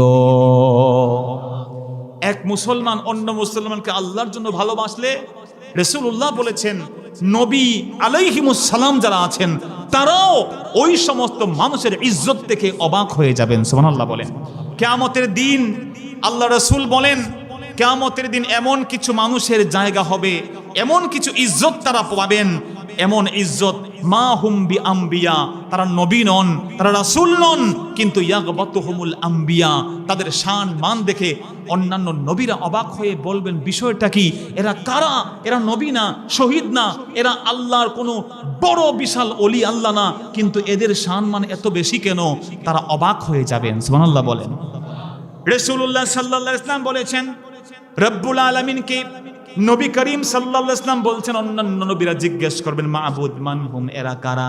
রব্বুল আলামিন জবাব দিবেন, শোনো আমার নবীরা, এই পৃথিবীতে এরা কোনো নবী না, শহীদ না, আল্লাহর পথের কোনো ঝঞ্ঝা বিক্ষুব্ধ পথের মুজাহিদ নয়, এরা হচ্ছে এই পৃথিবীর দুই প্রান্তে দুইজন ছিল, কিন্তু এরা ভালোবেসেছে একে অপরকে আমি আল্লাহর জন্য। সুবহানাল্লাহ। একে অপরকে দিল উজাড় করে ভালোবেসেছে।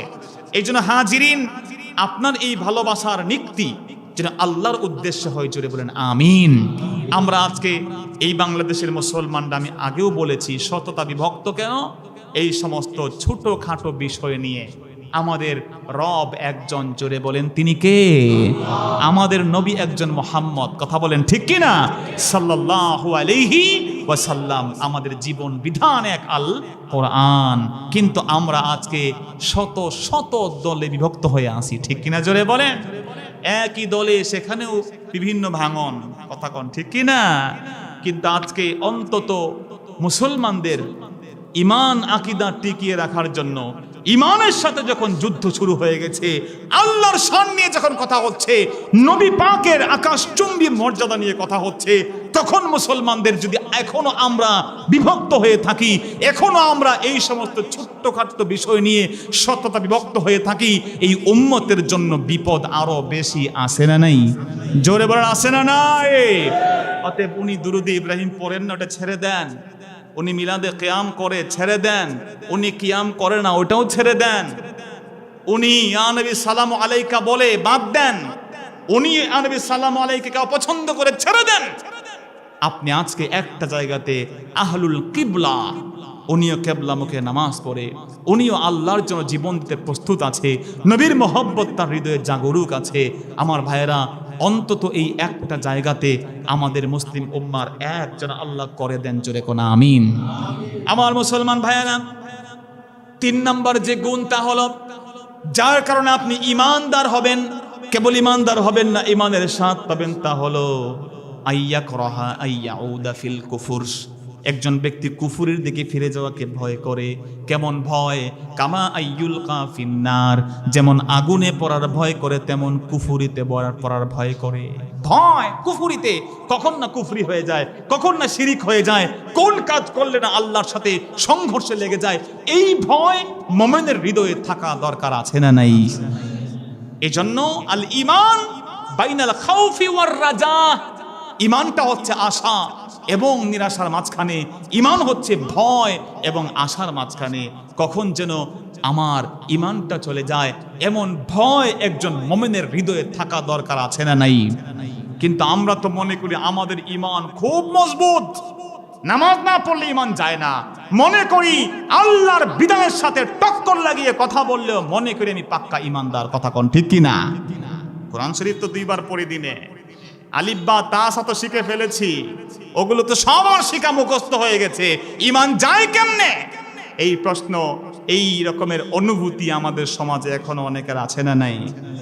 আমার মুসলমান ভাইয়েরা, সেজন্য বলছি, আমি হয়তো মসজিদে আল্লাহওয়ালা, হয়তো আমি এই মসজিদে এসে কোনো শিরিক কুফর করি না, কোরআন শরীফ যখন পড়ি মনোযোগ দিয়ে পড়ি, কেবলই ধর্মগ্রন্থ একটা হরফ পড়লে 10টা নেকি যাবে আমার আমল নামায়, সেজন্য নামাজ ঠিক মতো পড়ি, মুসল্লি আমাকে বলবে মানুষ সেজন্য, হজ করে আমাকে হাজি বলবে সেজন্য, যাকাত দেই যাকাত দাতা বলবে সেজন্য। হয়তো আমি আমার ব্যক্তি জীবনে আমল আখলাক করতে গিয়ে কুফর করি না, কিন্তু এই মসজিদ থেকে বের হয়ে যদি আমার আকীদা হয় কমিউনিজমের উপরে, আমার আকীদা হয় সমাজতন্ত্রের উপরে, আমার আকীদা হয় ক্যাপিটালিজমের উপরে, আমার আকীদা হয় এমন সেকুলারিজমের উপরে, আমার আকীদা হয় এই পৃথিবীতে আল্লাহর বিরুদ্ধে যে সমস্ত তাগুদের শাসনের পক্ষে, তাহলে খোদার কসম আমি এটা হলফ করেই বলতে পারি, আমাদের এই ক্ষেত্রে কুফুরির দিকে চলে যাওয়ার সমূহ সম্ভাবনা আছে না নাই? জোরে বলেন আছে না নাই? আমি কথাগুলো শেষ করছি 2 মিনিটে। ভাইরা, আমি শেষ করে দেব, দোয়া করে আমরা বিদায় নেব।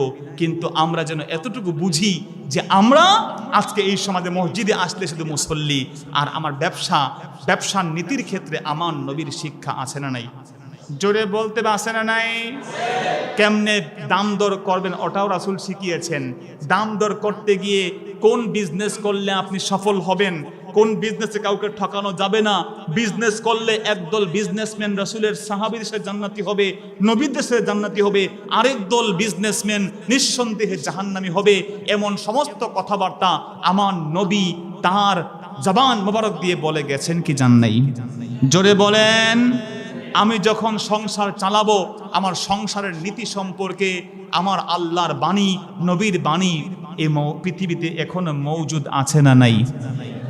অতএব যদি আমি মনে করি যে মসজিদে গেলে কোরআন চলবে, হাদিস চলবে, নামাজ রোজায় আমার আল্লাহর বিধান চলবে, আর আমি মার্কেটে যাব সেখানে কোরআন শরীফ চলে না, এখনকার যে মার্কেট প্লেস আছে সেখানে হাদিস শরীফ চলে না, এখানে চলে কমিউনিজম, এখানে চলবে আপনার আমার ওই ক্যাপিটালিজম, তাহলে আমি হলফ করি আপনাকে বলবো যে আমার আপনার কিন্তু কুফুরির দিকে চলে যাওয়ার সমূহ সম্ভাবনা আছে। জোরে বলেন নাউজুবিল্লাহ। এই জন্য প্যারা হাজিরিন, বিনয়ের সাথে বলছি, একজন ব্যক্তি আল্লাহকে মহব্বত, রাসূলকে মহব্বত সবচেয়ে বেশি করবে। দ্বিতীয় হলো অপর ভাইকে দিল উজাড় করে ভালোবাসবে। 3 নাম্বার হলো একজন ব্যক্তি কুফুরিতে ফিরে যাওয়ার ভয় তার হৃদয়ে জাগরুক থাকবে। এই 3টি গুণ যদি কারো হৃদয়ে চলে আসে, কারো খাসলাতে চলে আসে, ওই ব্যক্তি সম্পর্কে রাসূল বলছেন ওয়াজাদা বিহিন্না হালাওয়াতাল ঈমান, আল্লাহর ওই গোলাম ঈমানের স্বাদ ফিরে পাবে, ঈমানের টেস্ট খুঁজে পাবে। তার কাছে নামাজ কষ্ট লাগবে না, যাকাত দিতে কষ্ট লাগবে না, ওই ব্যক্তি রাত বিরাতে ওঠে আল্লাহর কাছে দুহাত তুলে কাঁদতে তার কোনো কষ্ট লাগবে না। আল্লাহ যেন এই গুণগুলো অর্জন করার তৌফিক আমাদেরকে দান করুন। জোরে বলেন আমিন। আল্লাহ রাব্বুল আলামিন যেন আমাদের গোটা জিন্দেগিতে ইসলামের জীবন বিধান কোনটা তা জানার অন্তত তৌফিক দিন। জোরে বলেন আমিন। আমরা যেন আমাদের কোনো কথা কোনোভাবেই যেন ইচ্ছায় অনিচ্ছায় আল্লাহ দ্রোহিতায়, নবী দ্রোহিতায় পরিণত না হয়ে। জোরে বলেন আমিন। আমরা জানি দিন শেষে আমরা একটা স্বাধীন, একটা সার্বভৌম, একটা বিজয়ী বাংলাদেশের নাগরিক, ঠিক কিনা? জোরে বলেন। আমরা যেন কোনোভাবেই কোনো মহব্বত, কারোর প্রতি মহব্বত যেন ইসলামের সাথে শত্রুতায় পর্যবসিত না করে, এক্ষেত্রে আমরা সাবধান হব। ইসলাম কখনো এক্সট্রিমিজমের ধর্ম না, ইসলাম কখনো বিজয় দিবসকে আর বিজয়কে অস্বীকার করে না, ইসলাম কখনো সংস্কৃতির বিপ্লবকে অস্বীকার করে না। এই পৃথিবীর সবচেয়ে স্মার্ট, সবচেয়ে চলনসই, সবচেয়ে আধুনিক ধর্ম হচ্ছে ইসলাম। জোরে বলেন সুবহানাল্লাহ। ক্যাপিটালিজম নাই, কমিউনিজম নাই, সোশ্যালিজম নাই, সব কিছু আস্থা করে পড়ে গেছে, এখনো টিকে আছে ইসলাম। কিয়ামত পর্যন্ত টিকে থাকবে যে ধর্ম, তার নাম কি? জোরে বলেন। আমরা দা মুসলিম, উই আর দ্য প্রাউড উম্মাহ। আমরা হচ্ছে এই পৃথিবী আল্লাহর নবীর সবচেয়ে গর্বিত উম্মত। আমাদের নবীও আমাদের জন্য গর্ব অনুভব করবেন, তিনি গর্বিত হবেন। তিনি এই পৃথিবীতে আমাদের জন্য, পৃথিবীর অন্যান্য সমস্ত উম্মতের উপরে কিন্তু আমরা যে সাক্ষী হব এ বিষয়টি তিনি ঠিকঠাক করে দিয়েছেন। যে কথা বলছিলাম, কিয়ামতের দিন নূহ আলাইহিস সালাতু ওয়াস সালাম, তাকে আল্লাহ পাক জিজ্ঞেস করবেন, নূহ তুমি কি দাওয়াতের কাজ দিয়েছো ঠিকঠাক মতো? নূহ বলবেন, আল্লাহ সব দিয়েছি, আপনি তো ভালো জানেন। আল্লাহ বলবেন, তোমার উম্মতকে জিজ্ঞেস করি তো, এই নূহ নবীর উম্মত, দাওয়াত পেয়েছো নূহ নবীর? উম্মতে নূহ বলবে, আল্লাহ হু ইজ নূহ, নূহ নামে কাউকে আমরা মোটে চিনি না। নাউজুবিল্লাহ বলেন। নূহ নবী তখন অবাক হয়ে বলবেন, মাবুদ আপনি তো সব জানেন। আল্লাহ বলবেন, this is the day of judgment, এটা তো বিচারের দিন। নূহ আমার বান্দা, তোমার কোনো দলিল আছে, কোনো এভিডেন্স আছে তুমি যে দাওয়াত দিয়েছো? আল্লাহ, দাওয়াতের আমার কোনো এভিডেন্স নাই, তাহলে তুমি তো আজকে অভিযুক্ত। আল্লাহ নবী নূহ তখন সেদিন বলবেন, ইয়া রাব্বাল আলামিন, মেহেরবানি করে একটা জায়গাতে আমি কথা বলতে চাই, তা হলো আমার যে বন্ধু মুহাম্মদ সাল্লাল্লাহু আলাইহি ওয়াসাল্লাম, তার যারা উম্মত, ওই উম্মতে মুহাম্মদীকে আমি নূহের পক্ষে আমি সাক্ষী নির্বাচন করে নিলাম। সুবহানাল্লাহ বলেন। আমাদেরকে সেদিন উঠানো হবে, আমাদেরকে উঠানো হবে। আল্লাহ বলবেন কিও নূহ কি দাওয়াত দিয়েছে? আমরা বলবো অ্যাবসলিউটলি, অফ কোর্স দাওয়াত দিয়েছেন। সুবহানাল্লাহ বলেন। নূহ নবীর উম্মত বলবে মানি না, মানবো না, আন্দোলন শুরু করবে।